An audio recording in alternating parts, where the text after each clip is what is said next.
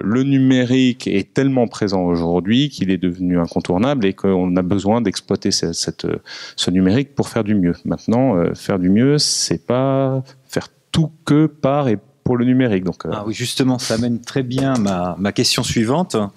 On parle beaucoup de numérique. Est-ce que la ville connectée, c'est que du numérique? Est-ce qu'on aura toujours besoin d'ingénieurs TP? Pour moi. Oui, résolument oui. Pourquoi? Parce que moi, je dis toujours, avant de vous penser à mettre des capteurs partout pour mesurer ce qui se passe, il faut d'abord la construire, la ville. La construire ou la reconstruire. Donc nous, on a des champs de travaux, c'est le cas de dire, qui sont essentiels et qui concernent d'une part la gestion des chantiers et les nouvelles techniques qui permettront demain de faire des chantiers encore moins impactants. Il y a certains projets, par exemple les parois moulées que tout le monde connaît. Initialement, il y a déjà un certain temps, ça avait donné lieu à un projet dit Tracy. Ils ont toujours des noms absolument farfelus, nos projets de R&D, qui permet quand même du coup de limiter l'impact des travaux sur la ville. On travaille beaucoup sur les nouveaux matériaux. Alors, il y a des choses qui se font déjà pas mal en Allemagne, un peu moins chez nous, mais sur lesquelles il y a encore des marges d'innovation. C'est tout ce qui concerne les bétons textiles, par exemple, ou les parois qui vont intégrer en leur sein des algues. Donc ça, c'est un point. Il faudra évidemment, heureusement, parce que sinon on n'aura juste plus de travail, des ingénieurs pour. Il y a un point qui est très important pour nous et sur lequel on travaille beaucoup en amont de la conception de la ville, c'est tout ce qui concerne la maquette numérique. On me dirait le BIM, tout le monde sait ça, ça se fait. Oui, ça se fait, sauf que si ça se faisait vraiment, on ne se poserait pas autant la question de savoir pourquoi on fait des colloques entiers sur le sujet actuellement. Donc toute cette mutualisation, finalement cette notion d'entreprise étendue d'une certaine manière, ça c'est essentiel. Ça évitera peut-être le partage de ces informations numériques en amont, d'éviter que sur des grands chantiers, on ait un maître d'ouvrage qui prend un AMO, l'AMO conçoit des choses, ensuite il y a un maître d'œuvre qui est choisi, puis quand le maître d'œuvre a maître d'œuvré, il s'aperçoit qu'on a oublié des trucs, il dit c'est pas de ma faute, c'est le maître d'ouvrage. Évidemment ensuite quand le conducteur de travaux lance ses travaux se rend compte que finalement il y a encore un truc qui va pas, ou l'architecte explique que ça va pas, et on dit mais c'est pas de ma faute, c'est le maître d'œuvre, et le maître mais c'est pas de ma faute, c'est l'assistant maître d'ouvrage. Moi je savais pas, personne me l'avait dit. Donc tout ça c'est quand même une perte de temps énorme, c'est une perte d'argent juste énorme aussi, et puis c'est au final juste des belles bêtises qui potentiellement sont faites.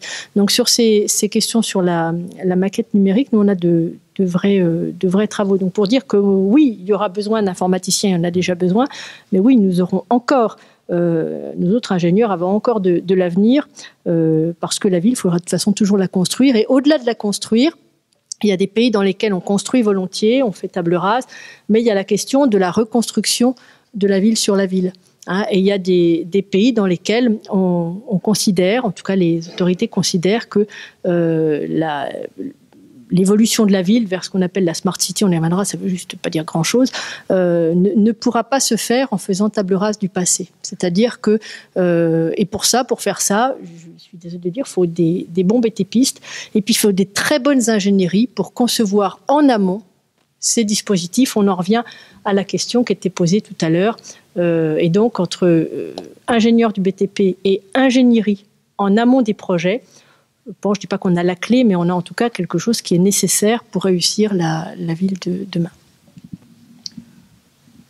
Peut-être juste rajouter un point sur ce sujet, parce que je pense que ça peut concerner des gens dans la salle, et en tout cas les ingénieurs qui sortent des lieux comme celui-ci. C'est que moi qui côtoie beaucoup d'ingénieurs de recherche très promoteurs de technologie, on a particulièrement besoin, quand la technologie fuse comme c'est le cas actuellement, de gens qui réfléchissent au-dessus, en transverse, pour pouvoir assurer d'abord la projection de cette technologie, l'intégration, et des ingénieurs ou des gens, on va oublier le mot ingénieur, mais des architectes qui comprennent aussi les métiers et les besoins et les usages. Marie-Laure le disait tout à l'heure, le vrai enjeu, c'est de partir des usages, de savoir ce qu'on veut en faire. Aujourd'hui, on a créé énormément de choses, de produits technologiques. On parle d'objets connectés pour ceux qui ont des montres, des voitures qui se connectent ou des parcs-mètres automatiques. Tout ça, le problème, c'est qu'à un moment donné, il va falloir voir comment on rassemble cette information, mais dans un but à définir ou à comprendre.